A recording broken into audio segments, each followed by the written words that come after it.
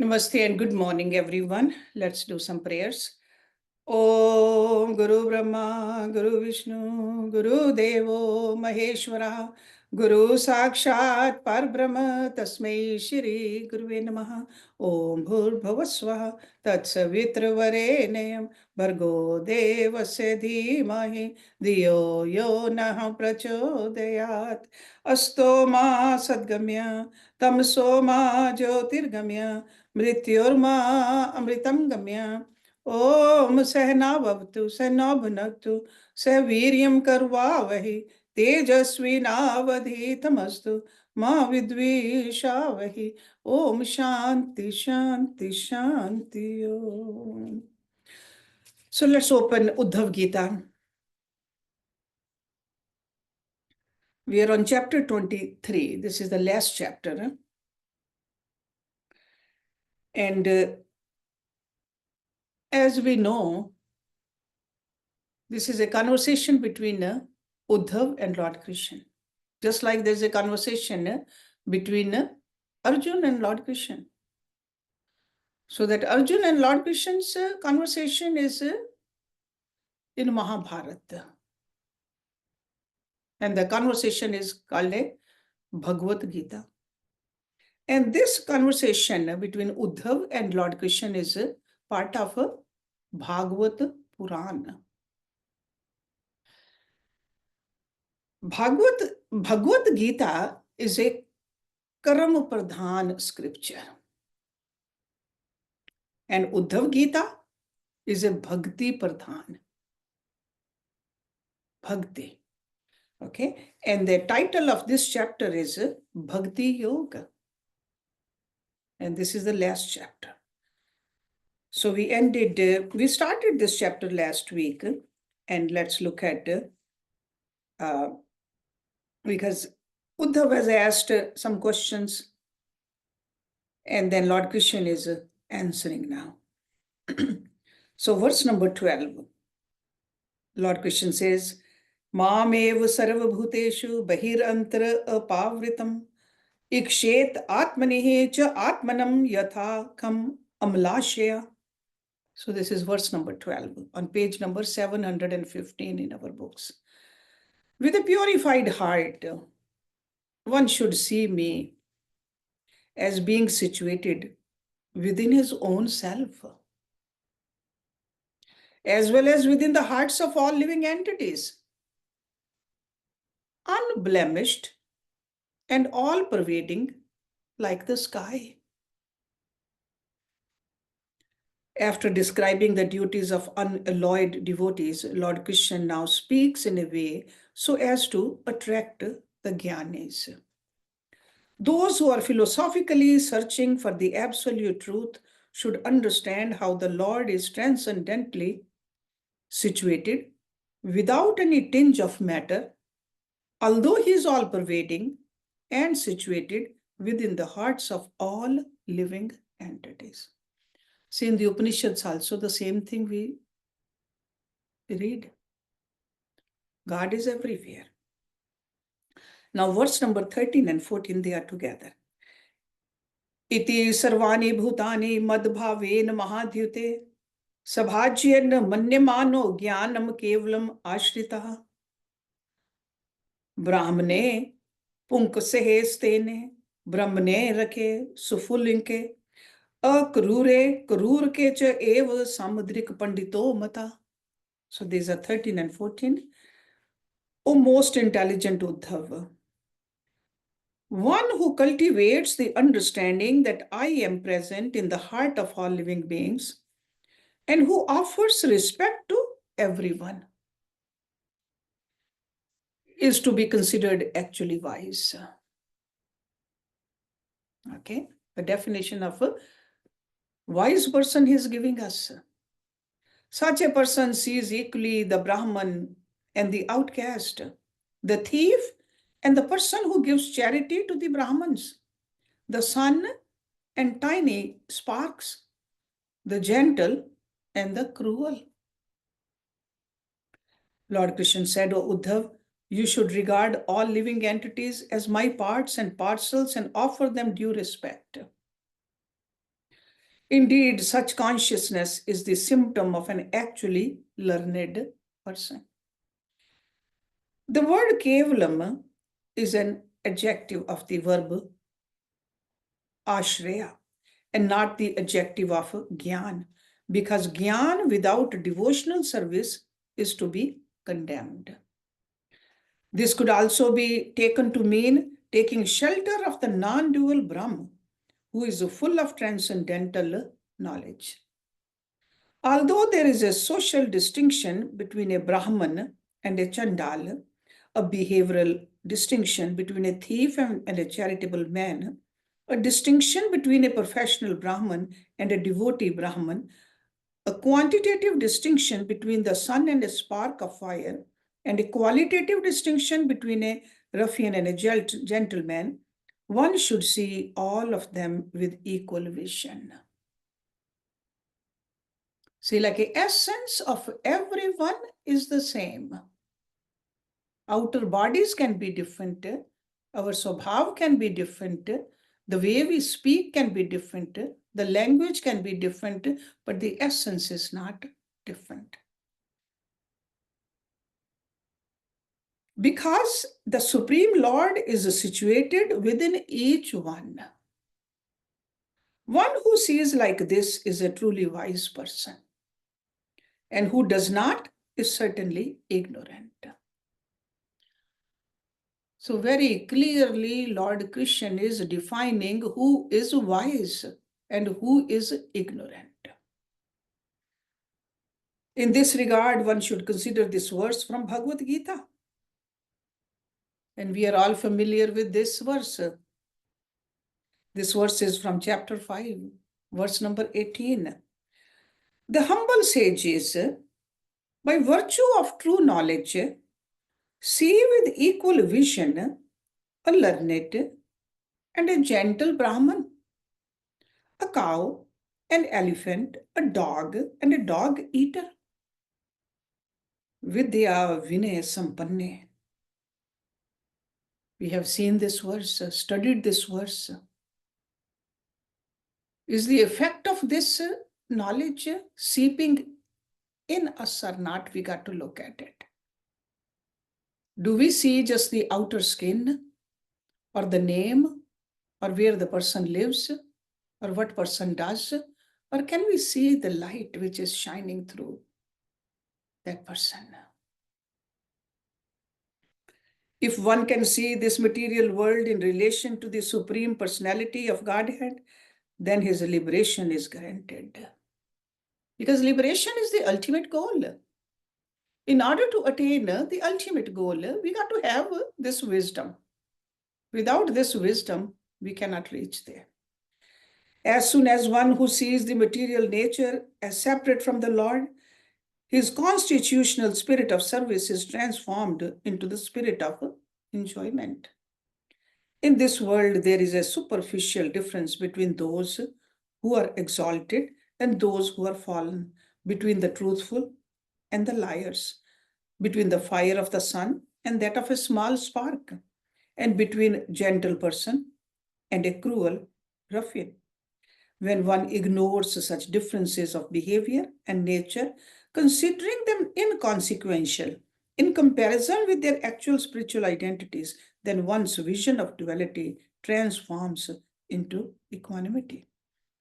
A learned person is he who is not diverted from the truth. Remember that. A learned person is he who is not diverted from the truth while viewing the distinctions of this world of perverted enjoyment. Okay, so in the outer layers, differences are there. Even when we look at our own body, isn't there a difference between our eyes and our hands, our legs and our arms, our nose and our ears? But still we consider all of those parts of one. The same thing goes for God's creation. That's what he's telling us. This is the way to become wise. And when we become wise, it's not only ultimate liberation. We enjoy this life also. While in this body, doing our duties, dealing with the people, dealing with the ups and downs, we can still enjoy life if we see this oneness. Verse number 15. नरेश्व अभीक्षणम मद्भावम पुंसो भाव्यतो चिरात स्पर्धा सूया तिरस्कारः सा अहंकारः वियन्ति. For one who certainly meditates on me as being situated within all living entities, all bad qualities such as rivalry, abusiveness, and arrogance, along with their cause, false ego, are quickly vanquished. So if we call ourselves Bhagat, or even if we call ourselves meditators, we have to check, are these qualities naturally coming in our behavior or not? Because if we are a Bhagat, we call ourselves Bhagat and we consider ourselves better Bhagat than others, that is arrogance. That's not wisdom. That's opposite of wisdom. Or if we use abusive language or abusive thoughts, want to hurt somebody, that's not a quality of a Bhagat. So that's why very clearly Lord Krishna, in very simple terms, the terms which we can understand, is telling us who is my Bhagat. One should practice seeing how the Supreme Lord is situated everywhere so that his polluted qualities, such as arrogance, can be destroyed. So we got to get all these pollution out of our mind. See, we don't want this body to get sick, so we are very careful what we eat. We are very careful keeping our homes clean, very hygienic. But are we paying attention to our mind? Because through mind, we are traveling. Even right now, we have been traveling in the past also, and we will be traveling in the future also. So we got to see that, is that house of mind clean or not?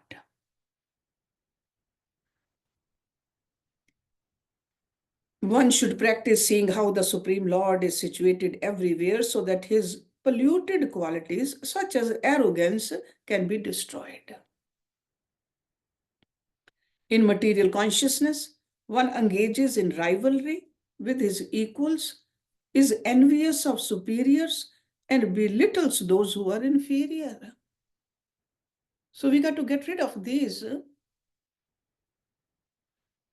kind of mental diseases. Superiority or inferiority, we got to just see where we are equal. Verse number 16.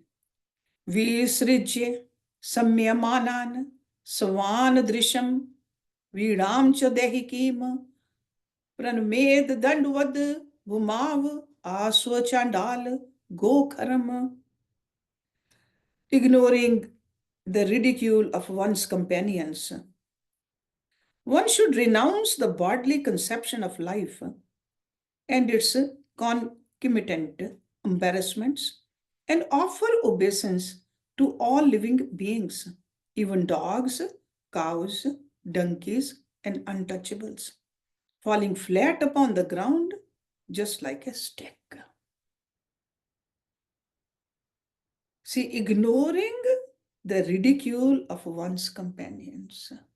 We cannot control other people's behavior. Sometimes the same person who is respecting us will ridicule us too. Our own mind should be situated properly. See, visrijya. How one can cultivate equal vision, seeing everything in relation to the Supreme Lord, is described in this verse. The purport is that one should learn how to see with a spiritual vision and not remain satisfied with simply studying the bodily designations, which after all are temporary. Instead of showing respect or contempt according to external circumstances, one should show respect to all classes of living entities, even dogs and dog eaters, knowing that the Supreme Personality of Godhead is present within each of them as the super soul. Okay? One should ignore the ridicule of envious people. Okay, no matter who we are, there are always some people who will ridicule us. Don't we know that Lord Krishna was ridiculed? Even he was a God avatar. Okay. So one should ignore the ridicule of envious people while showing a suitable respect for all living beings, even dogs, dog eaters, and asses.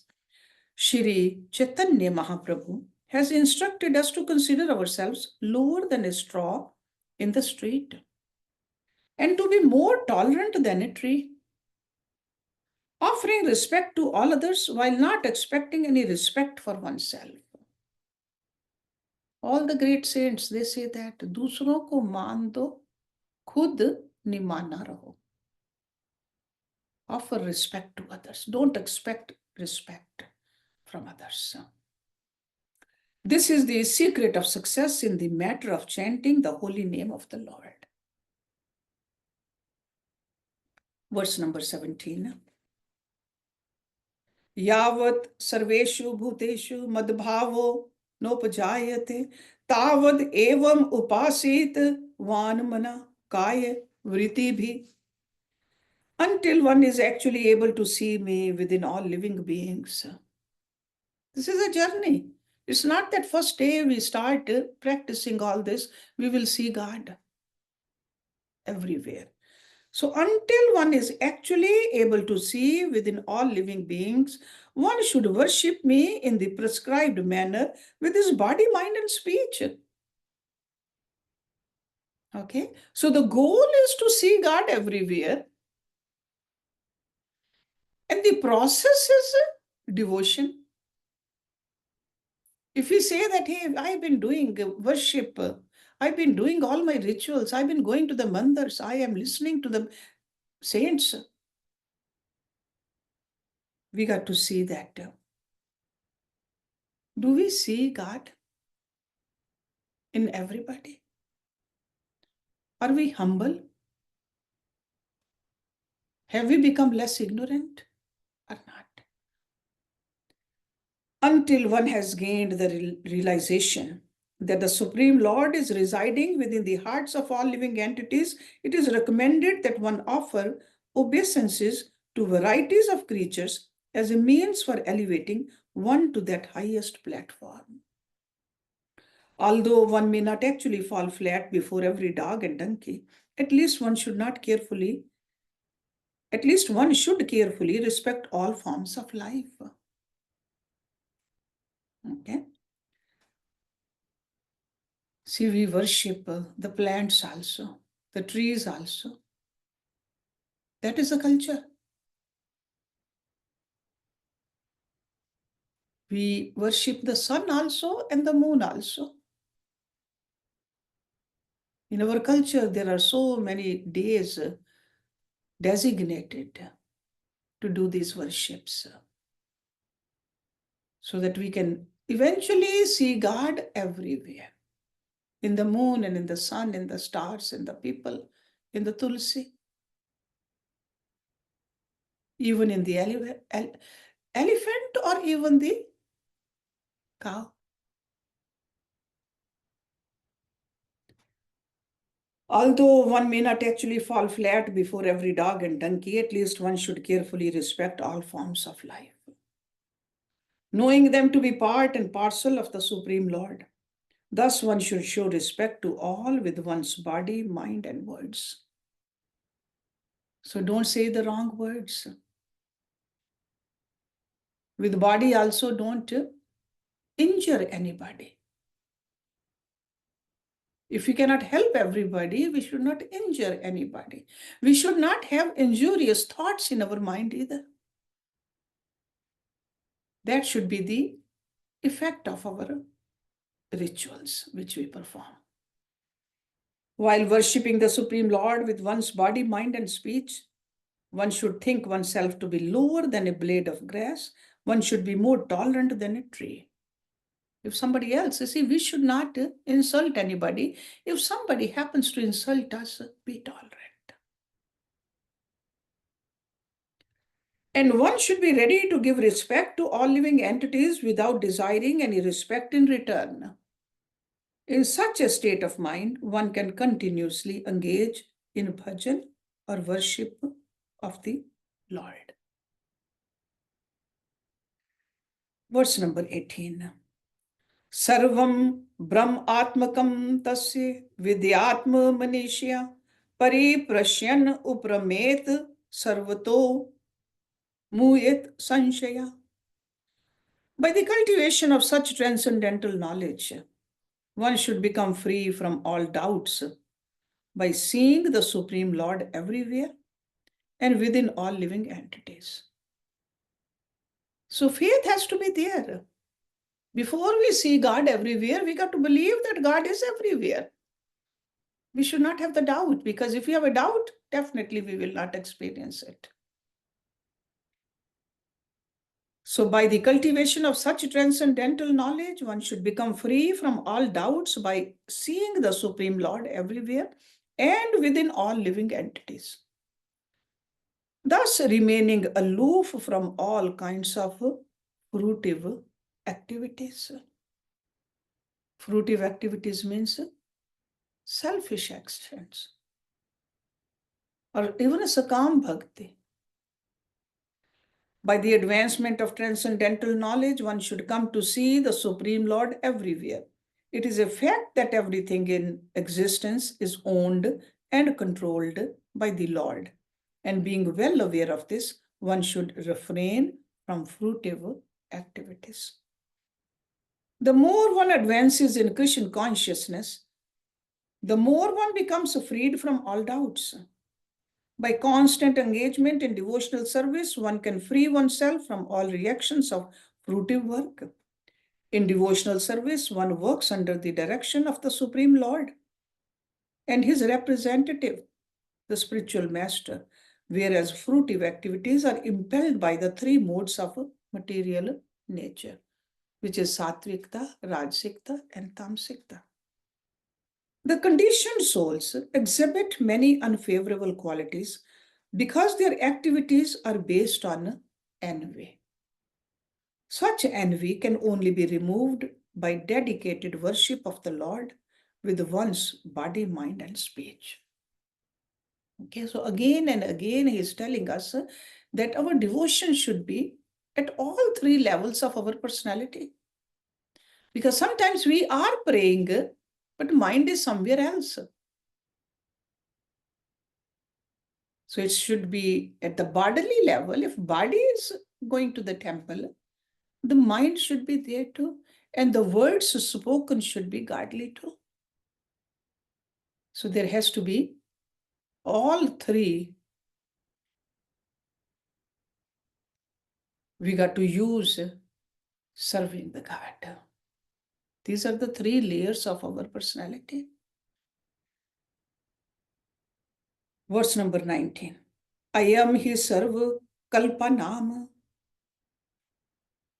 sadhichinoho matomam madbhava sarvabhuteshu manovaka kaya vrittibhi. I consider this process of utilizing one's mind, words, and bodily functions for realizing my presence within all living entities to be the best method of spiritual enlightenment. She is further emphasizing on this fact that we got to do it in unison with all three levels. For the Jnanis, realization of impersonal Brahm is life's ultimate goal. So he is talking, because last chapter was a Jnana Yoga, so that's why he keeps on bringing that ultimately the goal of a Jnani can be achieved with a Bhakti. You cannot separate these two. Verse number 20.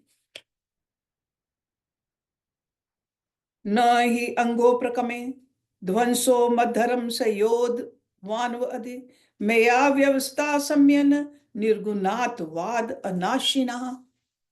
My dear Uddhava, because the process of devotional service has been established by me, it is transcendental and free from any material considerations.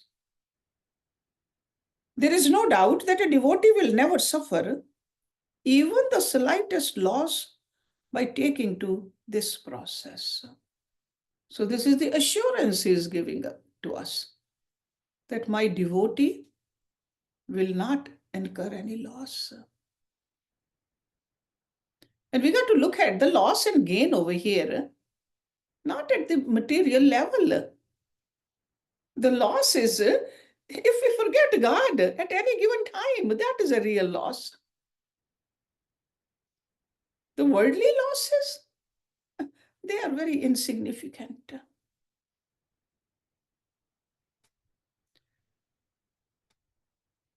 After explaining the essence of Gyan in 8 verses, the Lord now presents the essence of Bhakti.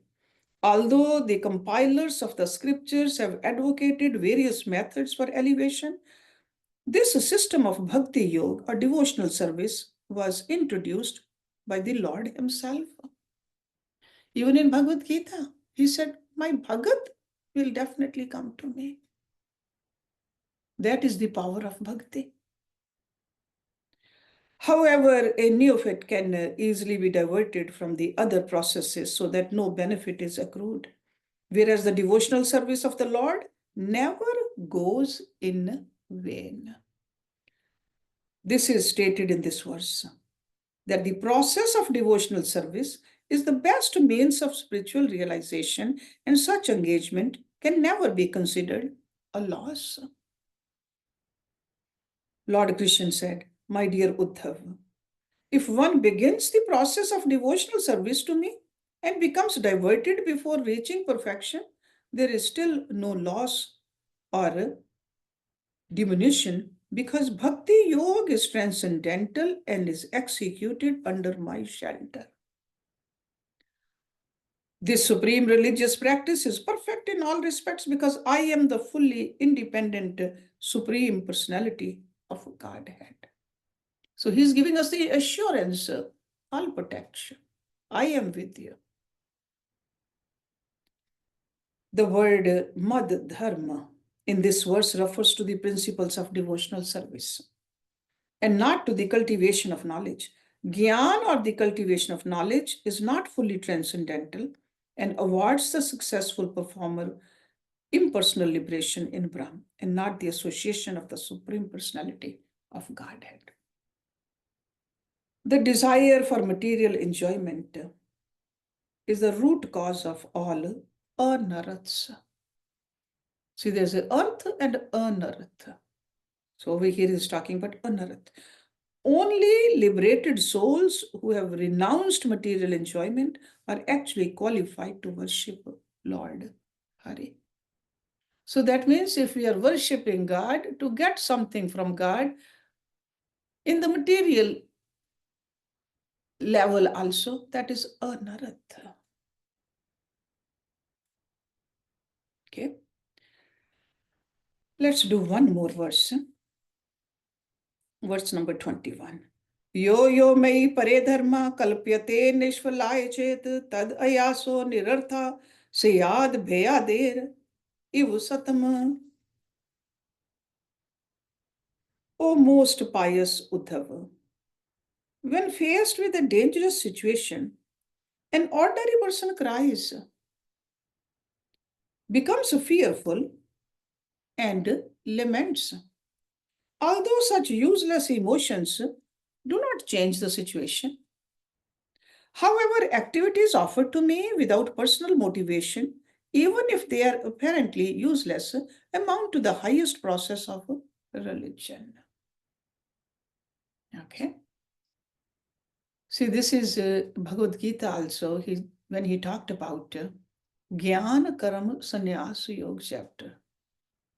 That's what he's telling us. Offer everything to me. Live a life yagya rupe. If devotional service to the Lord is performed without a desire for personal gain, it will help elevate one to the spiritual platform. Okay? So we got to see when we are doing our puja, archana, are we doing it for some selfish reason? Or are we doing it to develop a relationship with God? If devotional service beginning with hearing and chanting is engaged in for the sake of achieving worldly or heavenly sense gratification, as well as name and fame in this life or liberation in the next, it will act, but only gradually. Okay. See, most of the times people worship to gain something in this life or even after life. So we got to see what is our motive when we are sitting near the feet of God. Devotional service is the supremely powerful process of self-realization and is capable of awarding one the ultimate goal of life. And so what to speak of other lesser achievements? The scriptures advise that a Vaishnav need not worry about his maintenance, such as food and clothing. The Lord is known as Vishambhara, the maintainer of the entire universe. And so how could he neglect his devotees? Still, if a devotee cries to the Lord for protection or maintenance, desiring to continue his devotional service without impediment, the Lord accepts such apparently unnecessary appeals as the highest religious process, as stated in this verse. One who performs devotional service to the Supreme Lord is never the loser. Whatever endeavor a devotee makes to serve the Lord never goes in vain, even if he cannot complete the process in this lifetime. Being transcendental, service rendered to the Lord is never forgotten or lost. So this love for God, at whatever level we have reached, we will start with that in the next life also. So it never goes in vain. So we'll start next week with verse number 22. Let's do the Shanti part. Om Purnamada Purnamidam Purnat Purnamudachyate Purnasya Purnamadaya Purnameva Visheshyate Om Shanti Shanti Shanti Om. Thank you very much.